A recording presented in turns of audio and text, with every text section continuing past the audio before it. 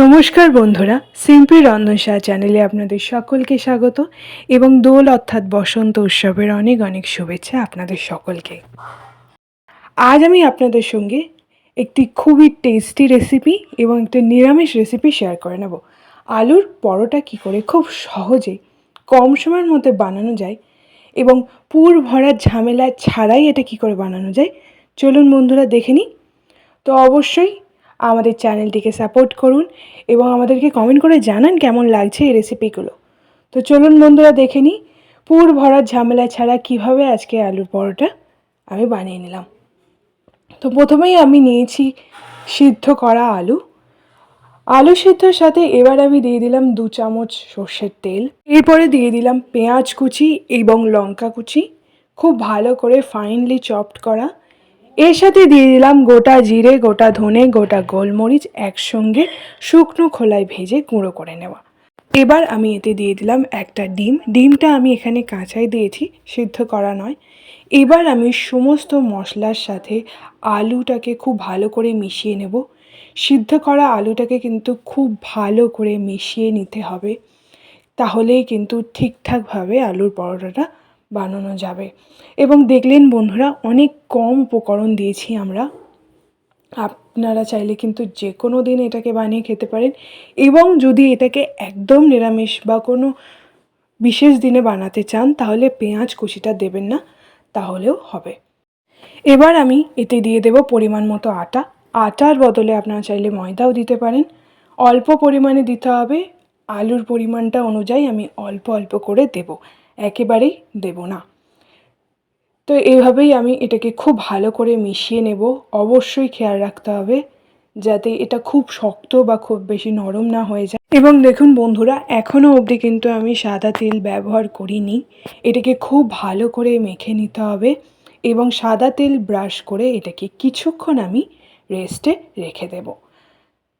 দেখুন বন্ধুরা, এটাকে কিন্তু দারুণভাবে আমরা মাখিয়েছি।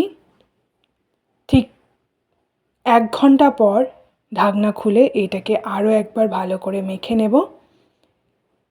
বেলার আগেও এটাকে মেখে নিচ্ছি। এবার আমি এটাকে সমান আকারে লেচি কেটে নেব।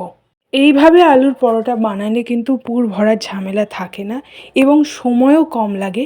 খুব সহজেই কিন্তু কম সময়ের মধ্যে আমরা বানিয়ে নিতে পারবো এবং খুব সহজেই বানিয়ে নিতে পারবো।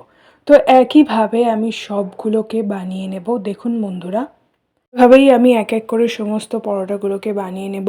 অবশ্যই খেয়াল রাখতে হবে যাতে ধারগুলো বেশি শক্ত না থাকে বা মোটা না থাকে, তাহলে কিন্তু এটা কাঁচা থাকার সম্ভাবনা থাকে। এবং আরও একটা কথা, আপনারা যদি এতে আলুর পরোটাতে গাজর দিতে চান তাহলে কিন্তু গ্রেট করেও দিতে পারেন। তো পরপর আমি সমস্ত পরোটাগুলোকে খুব ভালো করে বেলে নিলাম। এবার আমি একে একে ভেজে নেব। তার জন্য তাওয়া গরম হয়ে গেলেই গরম তাওয়াতে এক এক করে আমি ভেজে নেব। দেখুন বন্ধুরা, দেখতে কিন্তু দারুণ লাগছে এবং খুব কম ইনগ্রিডিয়েন্ট দিয়ে আমি বানিয়েছি। খুব বেশি মশলা বা খুব বেশি উপকরণ দিইনি। এটা বাচ্চাদের জন্য, বয়স্কদের জন্য এবং সন্ধ্যের জলখাবারে বা সকালের ব্রেকফাস্টে দারুণভাবে জমে যাবে। এভাবেই আমি অয়েল ব্রাশ করে খুব ভালো করে ভেজে নেব। একটা দিক 2 থেকে 3 মিনিট এবং উল্টো দিকটাও ঠিক 2 থেকে 3 মিনিট ভাজা হয়ে গেলেই কিন্তু রেসিপিটা রেডি হয়ে যাবে। খুব একটা বেশি সময় লাগবে না, শুধু মিডিয়াম আঁচে এটাকে কিন্তু রান্না করতে হবে যাতে এটা কাঁচা না থাকে। এবং একটা হলুদ হলুদ রং এসছে, অবশ্যই খেয়াল রাখবো যাতে এই রংটা ঠিক থাকে। তাই হালকা আঁচে আমি ভাজছি যাতে খুব বেশি পুড়ে না যায় এবং রংটা ঠিকঠাক থাকে। তো আলুর পরোটা একটা বানিয়ে নিয়েছি। এইভাবে বাকিগুলোকেও বানিয়ে নেব। খুব সহজভাবে একই পদ্ধতিতে আমি সবগুলোকে বানিয়ে নেব। তো একটা দিক কিন্তু ভাজা ভাজা হয়ে গেছে, এবার উল্টো দিকটাও একটুখানি শিখে নেব। দেখুন বন্ধুরা, এবার আমি ওপর থেকে সাদা তেল ছড়িয়ে দিয়ে বা মাখনের সাহায্যেও আপনারা কিন্তু এটাকে ভেজে নিতে পারেন এবং আলুর তরকারি, আলুর দম বা ঘুগনির সাথে কিন্তু এই আলুর পরোটা দারুণ জমে যাবে। তো এইভাবেই আমি একে একে বাকিগুলোকেও ভেজে নেব। দেখুন বন্ধুরা, কাঁচা থাকবে না, এই দিকটা অবশ্যই খেয়াল রাখবো। এবং এটা দেখতে কিন্তু দারুণ লাগছে এবং আশা করছি খেতেও খুব ভালো হবে। তো এইভাবে আমি বাকিগুলোকেও একই রকমভাবে বানিয়ে নেব। আলুর পরোটা খুব সহজেই আজকে আমি পুরো রেসিপিটা দেখালাম এবং যেহেতু আলুর পুর ভরার সমস্যা নেই, তাই আপনারা কিন্তু অবশ্যই বাড়িতে যে কোনো সময় বানিয়ে নিতে পারবেন। তো অবশ্যই বাড়িতে এটা বানান এবং আমাদেরকে কমেন্ট করে জানান এই রেসিপিটা আপনাদের কেমন লাগলো।